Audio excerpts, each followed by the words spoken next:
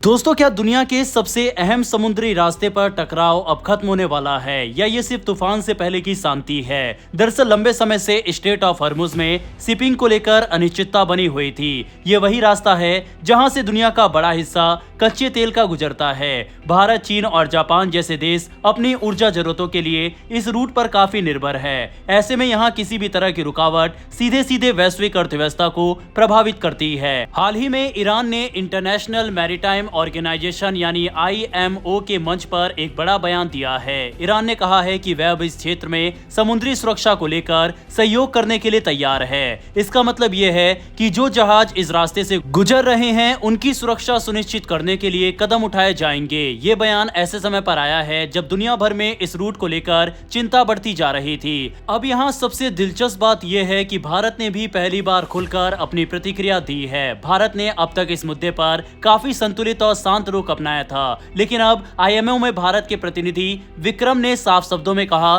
कि अंतर्राष्ट्रीय शिपिंग में किसी भी तरह की बाधा बिल्कुल भी स्वीकार नहीं की जाएगी। उन्होंने ये भी स्पष्ट किया कि समुद्री नाविकों की सुरक्षा, ऊर्जा आपूर्ति और वैश्विक व्यापार ये सभी चीजें बेहद महत्वपूर्ण है और इन्हें किसी भी हाल में प्रभावित नहीं होना चाहिए। भारत का ये बयान इसलिए भी खास है क्योंकि ये सीधे तौर पर ईरान के कदमों पर सवाल उठाता है। अब सवाल उठता है कि भारत ने अचानक ये कड़ा रुख क्यों अपनाया? इसके पीछे दो बड़े कारण हैं। पहला कारण है भारतीय नागरिकों की सुरक्षा। इस समय करीब 600 से ज्यादा भारतीय नाविक उस क्षेत्र में काम कर रहे हैं और कुछ जहाज वहां फंसे हुए भी थे। ऐसे में उनकी सुरक्षा भारत के लिए सबसे बड़ी प्राथमिकता बन गई है। दूसरा कारण है भारत की अर्थव्यवस्था।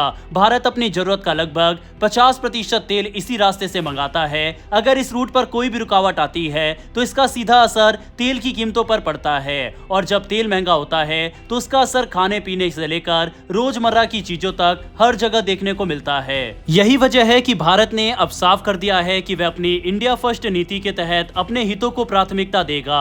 यानी अगर वैश्विक हालात भारत की अर्थव्यवस्था को प्रभावित करते हैं तो भारत खुलकर अपनी बात रखेगा। वहीं अब दूसरी तरफ भारत के बयान के बाद ईरान के रुख में भी बदलाव देखने को मिल रहा है। ईरान ने कहा है कि वह नॉन एनिमी यानी जो देश उसके खिलाफ नहीं है उनके जहाजों को इस रास्ते से गुजरने देगा। इसका मतलब ये हुआ कि भारत, चीन और जापान जैसे देशों को इस मामले में राहत मिल सकती है। जापान के बारे में पहले ही खबर आ चुकी है कि उसके जहाजों को अनुमति मिल रही है। वहीं साउथ कोरिया भी अब बातचीत के जरिए अपने जहाजों के लिए रास्ता साफ करने की कोशिश कर रहा है। यूरोप के कुछ देश भी ईरान से सीधे संपर्क में है। अब अगर बड़ी तस्वीर देखें तो ये साफ होता जा रहा है कि ईरान इस रूट को एक तरह से जियोपॉलिटिकल टूल की तरह इस्तेमाल कर रहा है। यानी जो देश उसके साथ अच्छे संबंध रखते हैं उन्हें राहत दी जा रही है और जो विरोध में है उनके लिए मुश्किलें बढ़ सकती है। इस पूरे घटनाक्रम का असर सिर्फ राजनीतिक तक सीमित नहीं है बल्कि इसका सीधा असर आम लोगों की जिंदगी पर भी पड़ सकता है। दरअसल अगर ये रास्ता लंबे समय तक प्रभावित रहता तो दुनिया भर में तेल की कीमतें और बढ़ सकती थी, जिससे महंगाई भी बढ़ती। लेकिन अब जो संकेत मिल रहे हैं उनसे उम्मीद की जा सकती है कि स्थिति धीरे धीरे सामान्य हो सकती है। अगर जहाजों की आवाजाही फिर से सुचारू हो जाती है तो ये वैश्विक अर्थव्यवस्था के लिए एक बड़ी राहत होगी। अंत में यही कहा जा सकता है कि भारत ने इस बार एक स्पष्ट और मजबूत संदेश दिया है कि वैश्विक व्यापार और अपने राष्ट्रीय हितों से समझौता नहीं किया जा सकता।